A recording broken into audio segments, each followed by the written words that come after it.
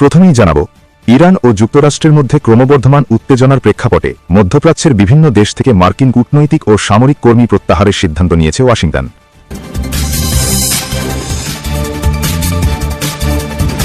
এরপর জানাব, গাজায় চলমান গণহত্যায় ইসরায়েলকে কূটনৈতিক, রাজনৈতিক ও পরোক্ষভাবে সহায়তা করেছে সংযুক্ত আরব আমিরাত, এমন অভিযোগ সামনে এসেছে আন্তর্জাতিক মহলে।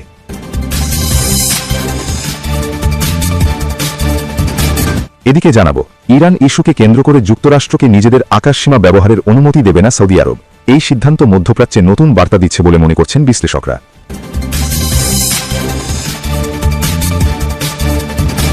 আরও জানাব, সম্ভাব্য সামরিক হামলার আশঙ্কায় ইরান ও ইসরায়েলের সেনাবাহিনীতে সর্বোচ্চ পর্যায়ের সতর্কতা জারি করা হয়েছে, জোরদার করা হয়েছে সীমান্ত ও আকাশ প্রতিরক্ষা ব্যবস্থা।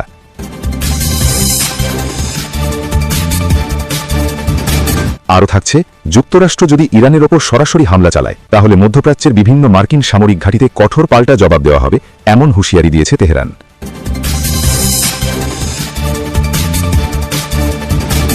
এদিকে জানাব, ডোনাল্ড ট্রাম্পের প্রকাশ্য হুমকিকে উপেক্ষা করে ইরানের পাশে থাকার ঘোষণা দিয়েছে রাশিয়া, যা বৈশ্বিক রাজনীতিতে নতুন মাত্রা যোগ করেছে।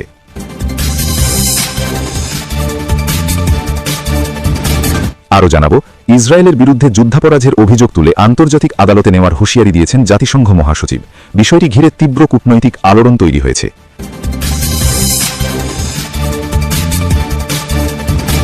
এবং সবশেষে জানাব, সৌদি আরবের অর্থনৈতিক শক্তি, পাকিস্তানের পারমাণবিক সক্ষমতা এবং তুরস্কের সামরিক শক্তি একত্র করে নতুন জোট গঠনের আলোচনা চলছে, যাকে ইসলামিক ন্যাটো বলা হচ্ছে। এই ছিল আজকের আন্তর্জাতিক অঙ্গনের সবচেয়ে গুরুত্বপূর্ণ ও আলোচিত শিরোনামগুলো। কিছুক্ষণের মধ্যেই ফিরছি বিস্তারিত সংবাদ নিয়ে। তার আগে অনুরোধ রইল, প্রতিদিনের আপডেট সংবাদ সবার আগে পেতে ভিডিওতে একটি লাইক দিন এবং চ্যানেলটি সাবস্ক্রাইব করুন। আপনি যদি ইরানকে ভালোবাসেন কমেন্টে লিখুন আই লাভ ইরান, আর বাংলাদেশকে ভালোবাসলে লিখুন আই লাভ বাংলাদেশ। আপনার মতামত কমেন্ট বক্সে জানাতে ভুলবেন না।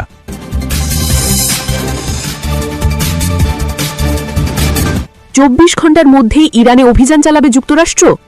ইরান ও যুক্তরাষ্ট্রের মধ্যে চরম উত্তেজনা ছড়িয়ে পড়ার প্রেক্ষাপটে মধ্যপ্রাচ্যের বেশ কয়েকটি সামরিক ঘাঁটি থেকে মার্কিন কর্মীদের সরিয়ে নেওয়া শুরু করেছে ওয়াশিংটন। বুধবার 14 জানুয়ারি একজন মার্কিন কর্মকর্তার নাম প্রকাশ না করার শর্তে জানিয়েছেন, মধ্যপ্রাচ্যের অস্থিতিশীল পরিস্থিতির কথা মাথায় রেখে সতর্কতামূলক ব্যবস্থা হিসেবে এই পদক্ষেপ নেওয়া হয়েছে। তেহরানের পক্ষ থেকে প্রতিবেশী দেশগুলোকে সাফ জানিয়ে দেওয়া হয়েছে যে ওয়াশিংটন যদি ইরানের অভ্যন্তরে কোনো হামলা চালায় তবে পাল্টা জবাব হিসেবে মধ্যপ্রাচ্যে অবস্থিত মার্কিন ঘাঁটিগুলোকে লক্ষ্যবস্তু করা হবে। ইরানের এই হুমকির পরপরই ওয়াশিংটনের পক্ষ থেকে এই সেনা সরানোর ঘোষণা এলো। এদিকে ইউরোপীয় ইউনিয়নের উচ্চপদস্থ কর্মকর্তারা আশঙ্কা প্রকাশ করেছেন যে ইরানে মার্কিন সামরিক হস্তক্ষেপ এখন সময়ের ব্যাপার মাত্র। একজন ইউরোপীয় কর্মকর্তার মতে আগামী 24 ঘণ্টার মধ্যেই এই অভিযান শুরু হতে পারে। একই সুর শোনা গেছে ইসরায়েলি কর্মকর্তাদের কণ্ঠেও। তাদের দাবি, প্রেসিডেন্ট ডোনাল্ড ট্রাম্প ইতোমধ্যে সামরিক হস্তক্ষেপের সিদ্ধান্ত নিয়ে ফেলেছেন, যদিও এর ব্যাপ্তি বা সঠিক সময় সম্পর্কে এখনও নিশ্চিত হওয়া যায়নি। মধ্যপ্রাচ্যের যুক্তরাষ্ট্রের বৃহত্তম ঘাঁটি কাতারের আল উদেইদ থেকেও কর্মী প্রত্যাহার শুরু হয়েছে বলে দোহা নিশ্চিত করেছে। যদিও কূটনীতিকদের মতে গত বছরের ইরানি ক্ষেপণাস্ত্র হামলার আগের পরিস্থিতির মতো বড় কোনো সেনা সমাবেশের লক্ষণ এখনও দেখা যায়নি। ইরানের অভ্যন্তরীণ পরিস্থিতির চরম অবনতি এই উত্তেজনার মূল কারণ হয়ে দাঁড়িয়েছে। দেশটিতে সরকার বিরোধী বিক্ষোভ দমনে প্রশাসনের কঠোর অবস্থানে গত 2 সপ্তাহে প্রায় 2000-এরও বেশি মানুষের মৃত্যু হয়েছে বলে জানা গেছে। মানবাধিকার সংস্থাগুলোর মতে এই সংখ্যা 2600 ছাড়িয়ে যেতে পারে। গত কয়েক দশকের মধ্যে এটিই ইসলামী প্রজাতন্ত্র ইরানের সবচেয়ে রক্তক্ষয়ী গণবিক্ষোভ হিসেবে চিহ্নিত হচ্ছে। প্রেসিডেন্ট ট্রাম্প শুরু থেকেই এই বিক্ষোভকারীদের সমর্থনে সামরিক হস্তক্ষেপের হুঁশিয়ারি দিয়ে আসছেন। অন্যদিকে ফ্রান্সের পররাষ্ট্রমন্ত্রী নোয়ে বারো একে ইরানের সমসাময়িক ইতিহাসের সবচেয়ে সহিংস দমনপীড়ন বলে অভিহিত করেছেন। ইরান সরকার এই পরিস্থিতির জন্য শুরু থেকেই যুক্তরাষ্ট্র ও ইসরায়েলকে দায়ী করে আসছে। দেশটির সশস্ত্র বাহিনীর chief of staff Abdul Rahim Musavi অভিযোগ করেছেন, বিদেশি শত্রুরা এই অস্থিরতা উস্কে দিচ্ছে। তেহরানের দাবি, সশস্ত্র সন্ত্রাসীরা দেশের স্থিতিশীলতা নষ্ট করতে চেষ্টা করছে। তবে ওয়াশিংটন এই অভিযোগ প্রত্যাখ্যান করে বিক্ষোভকারীদের উপর দমনপীড়ন বন্ধের দাবি জানিয়ে আসছে। একদিকে মার্কিন ঘাঁটি থেকে কর্মী প্রত্যাহার ও অন্যদিকে সম্ভাব্য সামরিক হামলার গুঞ্জন। সব মিলিয়ে মধ্যপ্রাচ্যের রাজনৈতিক অঙ্গন এখন এক অগ্নিগর্ভ পরিস্থিতির মুখোমুখি দাঁড়িয়ে আছে। সূত্র, সামা টিভি।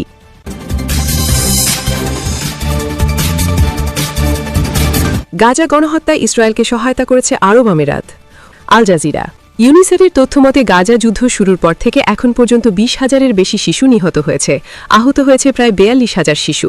খাদ্য ও ত্রাণ সরবরাহে দীর্ঘমেয়াদী অবরোধ পরিস্থিতিকে আরও ভয়াবহ করেছে। ইউনিসেফ আরও জানিয়েছে, অপুষ্টি ও অনাহারে এ পর্যন্ত প্রায় 165 শিশুর মৃত্যু হয়েছে। আইপিসি সতর্ক করেছে 2026 সালেও গাজার 77% মানুষ তীব্র খাদ্য সংকটে ভুগবে, যার মধ্যে প্রায় 8 লাখ শিশু রয়েছে। এদিকে শিক্ষা ব্যবস্থাও প্রায় সম্পূর্ণ ভেঙে পড়েছে। গাজার শিক্ষা কর্তৃপক্ষ জানিয়েছে, যুদ্ধে 20,000-এর বেশি শিক্ষার্থী নিহত হয়েছে এবং 90% স্কুল ভবন ধ্বংস বা ক্ষতিগ্রস্ত হয়েছে। অবশিষ্ট স্কুলগুলো বাস্তুচ্যুতদের আশ্রয় কেন্দ্রে পরিণত হয়েছে। বর্তমানে তাঁবুতে গড়ে ওঠা অস্থায়ী শিক্ষা কেন্দ্রে সীমিত পরিসরে পাঠদান চলছে। মানসিক স্বাস্থ্যের দিক থেকেও পরিস্থিতি গভীর উদ্বেগজনক। গাজার শিশু মনোরোগ বিশেষজ্ঞরা জানান, দীর্ঘ যুদ্ধ, মৃত্যু প্রত্যক্ষ করা, বাস্তুচ্যুতি ও শিক্ষা বিচ্ছিন্নতার কারণে শিশুরা তীব্র মানসিক ট্রমায় ভুগছে। ইউনিসেফ সতর্ক করে বলেছে, দ্রুত মানবিক সহায়তা, চিকিৎসা ও শিক্ষা পুনর্বহাল না করা গেলে গাজা একটি পুরো প্রজন্ম হারানোর ঝুঁকিতে পড়বে। এদিকে শীতকালীন ঝড়ে ইসরায়েলি হামলায় ক্ষতিগ্রস্ত ভবন ও দেয়াল ধসে গাজায় অন্তত 5 ফিলিস্তিনি নিহত হয়েছেন। এছাড়া শীতজনিত কারণে শিশু ও বয়স্কদের মধ্যে মৃত্যুর সংখ্যাও বাড়ছে। মঙ্গলবার আল জাজিরা জানিয়েছে, তীব্র শীতে 6 শিশুর মৃত্যু হয়েছে। ইউনিসেফের মুখপাত্র কাজেম আবু খালাফ আল জাজিরাকে বলেছেন, শৈশব উপভোগ করার বদলে ফিলিস্তিনি শিশুরা পৃথিবীর সবচেয়ে ভয়াবহ জায়গায় বাস করছে। ফিলিস্তিনের গাজায় অভিযান ও গণহত্যা চালাতে ইসরায়েলকে অস্ত্র দিয়ে সহায়তা ও লোহিত সাগরের দক্ষিণাঞ্চলে নিজেদের সামরিক ঘাঁটি ব্যবহার করতে দিয়েছিল সংযুক্ত আরব আমিরাত। এমিরেট লিক্স নামের এক অনুসন্ধানী প্ল্যাটফর্মের হাতে আসা ফাঁস হওয়া নথিতে জানা গেছে এই তথ্য। 2023 সালের অক্টোবরের ওই নথিটি ইউএই সশস্ত্র বাহিনীর যৌথ অপারেশন কমান্ডের উদ্দেশ্যে লেখা হয়েছিল। এতে দেখা যায়, ইয়েমেন, ইরিত্রিয়া ও সোমালিয়ায় অবস্থিত ইউএইর সামরিক ঘাঁটি ব্যবহার করে ইসরায়েলকে মাসরিক, লজিস্টিক ও গোয়েন্দা সহায়তা দেওয়ার পরিকল্পনা করা হয়েছিল।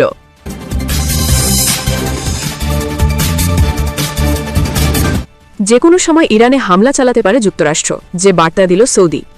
ইরানের বিরুদ্ধে কোনো ধরনের সামরিক অভিযানে নিজেদের ভূমি বা আকাশসীমা ব্যবহারের অনুমতি দেবে না সৌদি আরব। সৌদি সরকারের ঘনিষ্ঠ দুটি সূত্রের বরাতে বুধবার 14 জানুয়ারি এই তথ্য জানিয়েছে বার্তা সংস্থা এএফপি। সূত্রগুলো জানায়, যুক্তরাষ্ট্রের সম্ভাব্য সামরিক হামলার হুমকির প্রেক্ষাপটে সৌদি আরব এই বার্তা সরাসরি তেহরানকে পৌঁছে দিয়েছে। রিয়াদ স্পষ্টভাবে জানিয়েছে, তারা ইরানের বিরুদ্ধে পরিচালিত কোনো সামরিক অভিযানে অংশ নেবে না এবং এ ধরনের কাজে সৌদি ভূখণ্ড বা আকাশসীমা ব্যবহার করতে দেবে না। সৌদি সামরিক বাহিনীর ঘনিষ্ঠ একটি সূত্র এএফপিকে জানায়, ইরানের বিরুদ্ধে কোনো পদক্ষেপে সৌদি আরব জড়িত থাকবে না। একথা তেহরানকে পরিষ্কারভাবে জানানো হয়েছে। সরকারের ঘনিষ্ঠ আরেকটি সূত্র এই তথ্যের সত্যতা নিশ্চিত করেছে। এই অবস্থান এমন এক সময় জানানো হলো যখন ইরানে চলমান বিক্ষোভ দমনে সরকারের কঠোর অবস্থানের প্রতিক্রিয়ায় যুক্তরাষ্ট্র সামরিক হামলার হুমকি দিচ্ছে। এর জবাবে ইরানও সতর্ক করেছে যে নতুন কোনো হামলা হলে তারা আশেপাশের দেশ ও জলসীমায় থাকা যুক্তরাষ্ট্রের সামরিক ঘাঁটি ও নৌ পরিবহনে পাল্টা আঘাত হানতে পারে। বিশ্লেষকদের মতে, মধ্যপ্রাচ্যে চলমান উত্তেজনার প্রেক্ষাপটে সৌদি আরবের এই অবস্থান কূটনৈতিকভাবে গুরুত্বপূর্ণ। সাম্প্রতিক বছরগুলোতে দুই দেশের সম্পর্কে টানাপোড়েন থাকলেও চীনের মধ্যস্থতায় সৌদি আরব ও ইরানের মধ্যে সম্পর্ক পুনঃস্থাপনের উদ্যোগ নেওয়া হয়েছে। সেই ধারাবাহিকতায় রিয়াদের এই অবস্থান সরাসরি সংঘাত এড়ানোর ইঙ্গিত দিচ্ছে।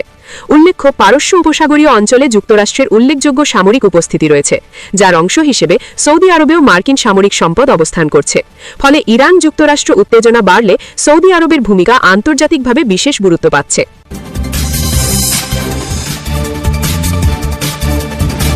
ইরান ইসরায়েলের সেনাবাহিনীতে হাই অ্যালার্ট। যুক্তরাষ্ট্রের সম্ভাব্য যেকোনো হামলার মোকাবেলায় ইরানের সামরিক বাহিনী এখন সর্বোচ্চ প্রতিরক্ষামূলক প্রস্তুত অবস্থায় রয়েছে বলে জানিয়েছেন ইসলামিক রেভলিউশনারি গার্ড কর্পস বা আইআরজিসি। অন্যদিকে ইরানে মার্কিন হামলার আশঙ্কায় উচ্চ সতর্কতা অবলম্বন করছে দখলদার ইসরায়েল। বুধবার 14 জানুয়ারি আল জাজিরা ও টিআরটি ওয়ার্ল্ডের প্রতিবেদনে এ তথ্য জানানো হয়েছে। আইআরজিসি বিমান বাহিনীর কমান্ডার সারদার মুসাভি বলেন, আমাদের মিসাইলের মজুদ 12 দিনের যুদ্ধের আগের সময়ের তুলনায় বেড়েছে। এই সময়ে যে ক্ষতিসাধন হয়েছিল তা সম্পূর্ণভাবে মেরামত করা হয়েছে, ফলে বাহিনী এখন সর্বোচ্চ প্রস্তুত অবস্থায় রয়েছে।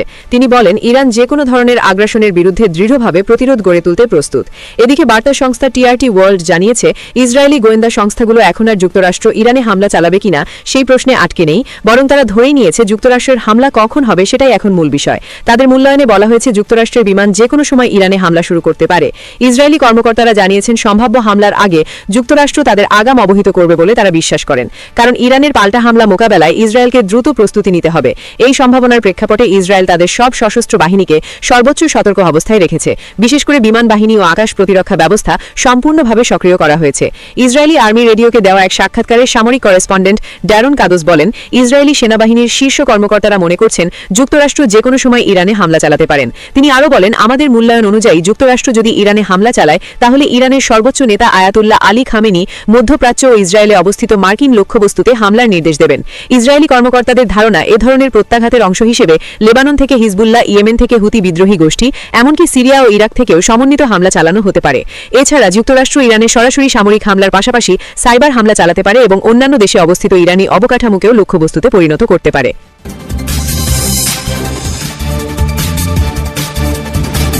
যুক্তরাষ্ট্র আক্রমণ করলে কোথায় হামলা চালানো হবে আঞ্চলিক দেশগুলোকে জানালো ইরান। মধ্যপ্রাচ্যের যেসব দেশে যুক্তরাষ্ট্রের ঘাঁটি আছে সেসব দেশকে সতর্ক করেছে ইরান। তারা বলেছে, যদি যুক্তরাষ্ট্র তাদের উপর কোনো হামলা চালায় তাহলে এসব ঘাঁটিতে পাল্টা হামলা চালানো হবে। আজ বুধবার 14 জানুয়ারি বার্তা সংস্থা রয়টার্সকে ইরানের এক জ্যেষ্ঠ কর্মকর্তা বলেছেন, তেহরান আঞ্চলিক দেশগুলোকে বলেছে, যদি যুক্তরাষ্ট্র ইরানে হামলা চালায় তাহলে সৌদি থেকে শুরু করে আরব আমিরাত সহ মধ্যপ্রাচ্যে থাকা মার্কিন ঘাঁটিগুলোতে হামলা হবে। আমরা এসব দেশকে আহ্বান জানিয়েছি ইরানে যুক্তরাষ্ট্রের হামলা যেন তারা সৌদি, আরব আমিরাত, তুরস্ক ঠেকায়। 2 সপ্তাহের বেশি সময় ধরে ইরানে বিক্ষোভ চলছে। এমন পরিস্থিতিতে মার্কিন প্রেসিডেন্ট ডোনাল্ড ট্রাম্প হুমকি দিয়েছেন, যদি ইরান বিক্ষোভকারীদের হত্যা করে তাহলে তারা সামরিকভাবে হস্তক্ষেপ করবেন। ইরান সরকার এই বিক্ষোভ দমনে ব্যাপক কঠোর অবস্থান নিয়েছিল। এতে কয়েক হাজার মানুষের মৃত্যু হয়েছে বলে আশঙ্কা করা হচ্ছে। নিরাপত্তা বাহিনীর কঠোরতার কারণে বিক্ষোভ এখন অনেকটাই নিয়ন্ত্রণে। তবে এর মধ্যে ট্রাম্প নতুন করে আবারও বিক্ষোভ শুরুর আহ্বান জানিয়েছেন।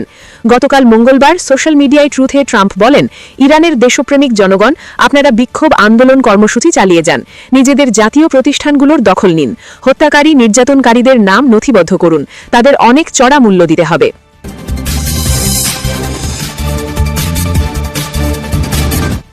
ট্রাম্পের হুমকিকে বৃদ্ধাঙ্গুলি দেখিয়ে ইরানের পাশে থাকার ঘোষণা রাশিয়ার।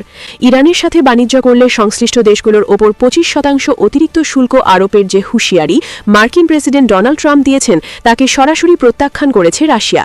মস্কোর পক্ষ থেকে স্পষ্ট জানিয়ে দেওয়া হয়েছে যে যুক্তরাষ্ট্রের এই ধরনের কোনো পদক্ষেপ ইরান ও রাশিয়ার দ্বিপাক্ষিক বাণিজ্যিক সম্পর্কের ওপর কোনো প্রভাব ফেলবে না।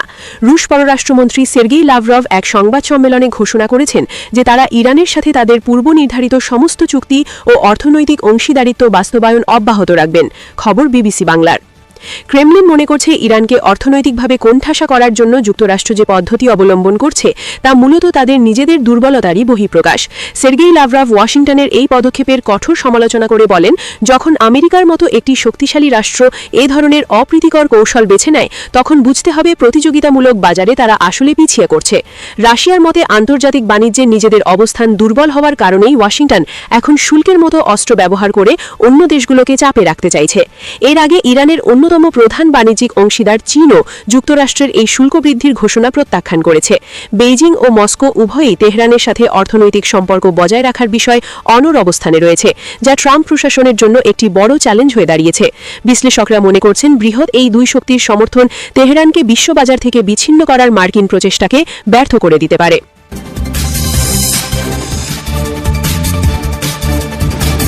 ইসরায়েলকে আন্তর্জাতিক আদালতে নেওয়ার হুঁশিয়ারি জাতিসংঘ মহাসচিবের। জাতিসংঘের ফিলিস্তিন বিষয়ক শরণার্থী সংস্থা UNRWA এর বিরুদ্ধে নেওয়া পদক্ষেপ বাতিল না করলে ইসরায়েলকে আন্তর্জাতিক বিচার আদালতে নেওয়ার হুঁশিয়ারি দিয়েছেন সংস্থাটির মহাসচিব অ্যান্টোনিও গুতেরেস। গত 8 জানুয়ারি এ বিষয়ে ইসরায়েলের প্রধানমন্ত্রী বেনিয়ামিন নেতানিয়াহুকে চিঠি দিয়েছেন তিনি। খবর টিআরটি ওয়ার্ল্ডের। চিঠিতে গুতেরেস ইসরায়েলকে সতর্ক করে বলেন, জাতিসংঘের ফিলিস্তিনি শরণার্থী বিষয়ক সংস্থার বিরুদ্ধে করা আইন বাতিল না করলে এবং জব্দ করা সম্পদ ও সম্পত্তি ফেরত না দিলে তিনি দেশটিকে আন্তর্জাতিক বিচার আদালতে ICJ-তে পাঠাতে পারেন। চিঠিতে গুতেরেস বলেন, ইসরায়েলের নেওয়া পদক্ষেপ যা আন্তর্জাতিক আইনের অধীনে ইসরায়েলের বাধ্যবাধকতার সরাসরি লঙ্ঘন, সেগুলোর সম্পর্কে জাতিসংঘ উদাসীন থাকতে পারে না। অবিলম্বে এগুলো প্রত্যাহার করতে হবে। ইসরায়েলের পার্লামেন্ট 2024 সালের অক্টোবরে একটি আইন পাশ করে সংস্থাটিকে সে দেশে কাজ করতে নিষিদ্ধ করে। পাশাপাশি কর্মকর্তাদের সংস্থাটির সঙ্গে যোগাযোগ করাও নিষিদ্ধ করে দেশটি। এরপর গত মাসে সেই আইন সংশোধন করে UNRWA এর কেন্দ্রগুলোতে বিদ্যুৎ ও জল সরবরাহ বন্ধ করে। ইসরায়েলি কর্তৃপক্ষ গত মাসে ইউএনআরডব্লিউ এর পূর্ব জেরুজালেম অফিসও জব্দ করে। জাতিসংঘ পূর্ব জেরুজালেমকে ইসরায়েলের দখলকৃত বলে মনে করে, তবে পুরো জেরুজালেমকে দেশের অংশ বলে দাবি করে ইসরায়েল। মঙ্গলবার জাতিসংঘে ইসরায়েলের রাষ্ট্রদূত ড্যানি ড্যানন নেতানিয়াহুকে লেখা গুতেরেসের চিঠি প্রত্যাখ্যান করেছেন। তিনি বলেন, আমরা মহাসচিবের হুমকিতে বিচলিত নই। সন্ত্রাসবাদে ইউএনআরডব্লিউ এর কর্মীদের জড়িত থাকার বিষয়টি মোকাবিলার কর্মে মহাসচিব ইসরায়েলকে হুমকি দেওয়ার সিদ্ধান্ত নিয়েছেন। এটি আন্তর্জাতিক আইন রক্ষা করছে না। জাতিসংঘের শীর্ষ কর্মকর্তা এবং জাতিসংঘের নিরাপত্তা পরিষদ ইউএনআরডব্লিউ কে গাজায় সাহায্য কার্যক্রম পরিচালনার মেরুদণ্ড হিসেবে বর্ণনা করেছে। জাতিসংঘের শীর্ষ আইন সংস্থা আন্তর্জাতিক বিচার আদালত অক্টোবরে আইসিজে এর মতামত দেয় যে গাজার বেসামরিক জনগণের মৌলিক চাহিদা পূরণ নিশ্চিত করতে ইসরায়েলের বাধ্যবাধকতা রয়েছে। আইসিজে, যাকে আন্তর্জাতিক আদালত নামেও জানা যায়, এর মতামত আইনি ও রাজনৈতিক গুরুত্ব বহন করে, কিন্তু এগুলো বাধ্যতামূলক নয় এবং আদালতের কোনো প্রয়োগিক ক্ষমতা নেই।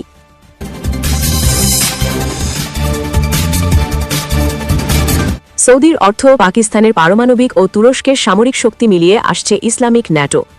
সৌদি আরব ও পাকিস্তানের মধ্যে গড়ে ওঠা একটি নতুন নিরাপত্তা কাঠামোয় যুক্ত হতে তুরস্কের সঙ্গে আলোচনা চলছে।